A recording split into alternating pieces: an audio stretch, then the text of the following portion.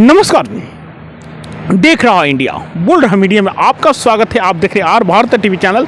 मैं हूं आपके साथ अक्षय पटेल देवी और इस वक्त मैं दिनारा विधानसभा में मौजूद हूं क्योंकि लोकतंत्र के मेला शुरू हो चुका है। लोकतंत्र के मेला में तमाम प्रत्याशी जो हैं अपने अपने क्षेत्र में निकल चुके हैं, लोगों तक पहुंच रहे हैं, जनता तक पहुंच रहे हैं, समस्याओं को सुन रहे हैं और कहीं ना कहीं समाधान के लेकर के बता रहे हैं कि किस तरह से समाधान किया जाएगा। अभी हमारे साथ एक प्रत्याशी हैं जो हमारे साथ जुड़ चुके हैं, इनसे जानकारियाँ लेने का मैं प्रयास करूँगा क्योंकि अभी भी जितना प्रत्याशी देखा गया सबसे कम उम्र के प्रत्याशी मेरे साथ जुड़े हुए हैं। चेहरे से कम लग रहे हैं, नॉलेज से क्या है ये मैं इन्हीं के बात इन्हीं की जुबानी आप तक पहुंचाने का मैं प्रयास करूंगा।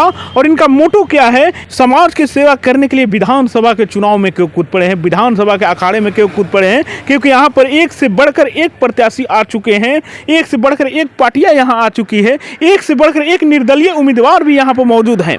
इस विधानसभा में क्या सबसे मुकाबला कर पाएंगे और जनता के हाथ इनके साथ रहेगा या नहीं रहेगा, ये भी मैं आप तक पहुंचाने का प्रयास करूंगा। सबसे पहले आपका परिचय जानने का प्रयास। सबसे पहले सर आपका धन्यवाद कि इतना बिजी माहौल में आप हमको थोड़ा सा समय दिए हैं, तो उसके लिए सबसे पहले आपको और आपकी टीम को धन्यवाद।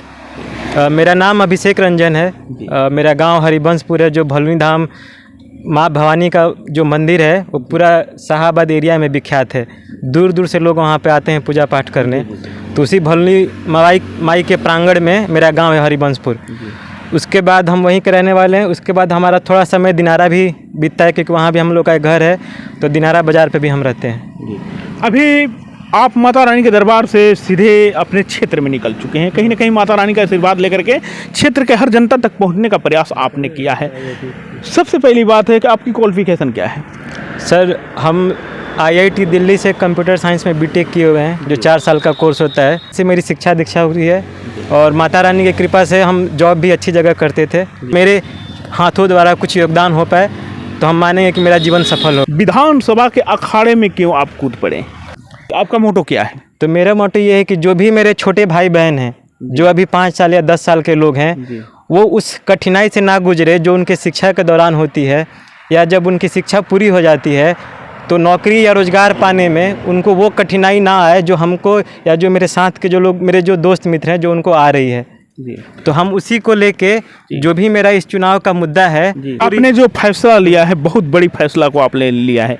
विधानसभा चुनाव में आकर के लोगों को सेवा करना, जनता तक पहुंचना, हर बातों को समझना, ये बहुत बड़ी फैसला होती है। और कहीं ना कहीं ये जो विधानसभा चुनाव में एक से बढ़कर एक प्रत्याशी उतरे हैं, चाहे वो NDA का गठबंधन का हो या वो इंडिया गठबंधन का हो या फिर वो मान लीजिए कि निर्दलीय में भी एक से बढ़कर एक हैं, आपके राजद से भी यहाँ पर उतर चुके हैं। तो उतने बड़े बड़े पार्टियों के बीच में आप किस तरह से उन लोगों को मतलब टैलेंट कर सकते हैं कि हम जीतेंगे?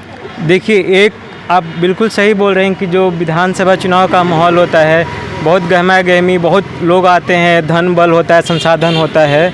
तो वैसे में जो इस मिट्टी का लड़का है वो ज़्यादा अच्छे से समाज को समझता है कि कौन सी सड़कें ख़राब हुई है, क्योंकि उन सड़कों पे हम चले हुए हैं। कौन सी गलियों में पानी जा रहा है, उसके ऊपर जो ढक्कन होता है, खुली हुई गलियाँ होती हैं जो, वो कौन सी नलियाँ हैं, वो हम अच्छे से जानते हैं क्योंकि इसी एरिया में हम पले बड़े हैं। जो भी आप बोल रहे हैं निर्दलीय उम्मीदवार या जो बाकी पार्टियों के लोग हैं, वो भी अपने स्तर से काम करते रहें। और हम सब लोगों से जो भी उम्मीदवार हैं कि कोई भी इस चुनाव को जीते, मेरा आग्रह है कि जब भी वो जीत जाए चुनाव, जो कोई भी हो, हम हो या कोई और हो, उनका जो पूरा समय हो इसी क्षेत्र में गुजरना चाहिए। पहला प्रत्याशी आप हैं कि जो कह रहे हैं कि जो भी जीत जाए चुनाव, ताकि जो भी प्रत्याशी आते हैं वो ये नहीं कहते हैं कि कोई चुनाव जीते, वो कहते हैं कि हम जीत रहे हैं। लेकिन आपने एक शब्द को बोला है कि जो भी पार्टी यहाँ पर आए हुए हैं, कोई भी चुनाव जीते लेकिन इस क्षेत्र का विकास करे। हाँ, देखिए, जितना हारना वो एक प्रक्रिया है, उसमें एक आदमी जीतेगा, बाकी लोग हार जाएंगे क्योंकि वो एक गणित के हिसाब से चलता है। मेरा आग्रह है कि जो भी आधिकारिक तौर से जीते, वो भेदभाव किए हुए कि किसने किसको वोट दिया, किसने किसको वोट नहीं दिया, वो सबके लिए काम करे, ये मेरा विचार है। तो हम सबको यही बोलते हैं कि चुनाव सब कोई अच्छे से लड़े, सब कोई अपना विचार प्रकट करे, जनता को वो समझाए कि अगले 5 साल में क्या करने वाले हैं। क्योंकि जो मेरा रोड मैप है आपके साथ मैंने शेयर किया हुआ है कि हम लाइब्रेरी बनवाएंगे हर स्कूल में, क्योंकि बच्चों को पढ़ने में प्रॉब्लम हो रही है जो तैयारी करते हैं। छोटे छोटे बच्चे हैं, उनको खेलने कूदने की दिक्कत होती है। लोग आजकल सड़कों पे छोटे छोटे बच्चे खेल रहे हैं, दुर्घटना हो जाती है उसमें। तो हर गांव में एक खेल का मैदान भी होना चाहिए। इसके बाद यहाँ से जो पढ़ लिख के लोग मैट्रिक कर जाते हैं, हम भी यही उसी प्रोसेस से गए हुए हैं, तो इंग्लिश की बहुत बड़ी समस्या आती है। आप बहुत विद्वान होंगे, आप जब बम्बई या दिल्ली जैसे शहर में जाएंगे तो आपको एक कुंठा रहती है मन में कि हमको इंग्लिश नहीं आता, हम कैसे अपना विचार व्यक्त करें सामने वाले के पास। और आज डिजिटल का इतना प्रचार हो रहा है, कंप्यूटर बहुत ज़्यादा तेज़ी से बढ़ रहा है। तो मेरा एक थर्ड रोड मैप ये भी है कि जो भी 12वीं कर लेते हैं बच्चे, उनको इंग्लिश और कंप्यूटर कोडिंग की शिक्षा दी जाए कि उस हिसाब से वो बिहार के बाहर भी जाके अपना कुछ भी काम कर पाए, उनको शर्मिंदगी ना हो कि हमको इंग्लिश नहीं आती हो, ज्ञान के बाद भी। उसके बाद देखिए जनसंख्या बहुत बढ़ गया 1980 के बाद से, आप लोगों को भी पता है। तो उस हिसाब से जो केंद्रीय विद्यालय, नवोदय विद्यालय, नर्सिंग कॉलेज जो खुलने चाहिए थे वो नहीं खुले हैं। आप बताइए कि जनसंख्या 4 गुना बढ़ गया है, क्या स्कूल बढ़ा है 4 गुना हिसाब से? हाई स्कूल दिनारा में अभी भी एक ही है, उसी में सब लोग जा रहे हैं। जो पहले मिडिल स्कूल थे उसी को उत्क्रमित करके हाई स्कूल बना दिया गया है।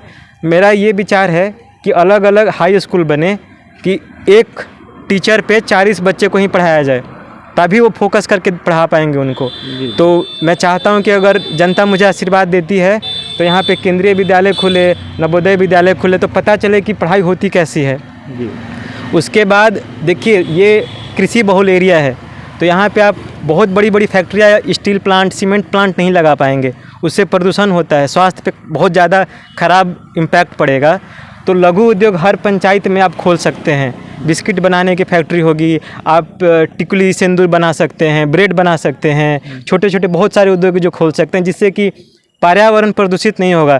जो धरती माता है, जो प्रकृति माँ है हमारी, उनको भी नुकसान नहीं पहुंचाना है हमें, उनको देखते हुए हमें विकास करना है। उसके बाद जो स्वास्थ्य है हमारा, आप ग्रामीण इलाके से सब लोग जो भी सुन रहे हैं मेरे भाई, सबको हर जो भी सीज़न आता है बरसाती, सर्पदंश के मामले आते रहते हैं, सांप काटने से मौत हो जाती है। तो मैं सुनिश्चित करूंगा कि जितने भी सरकारी अस्पताल हैं वहाँ पे एंटीवेनम का जो स्टॉक है वो मौजूद रहे।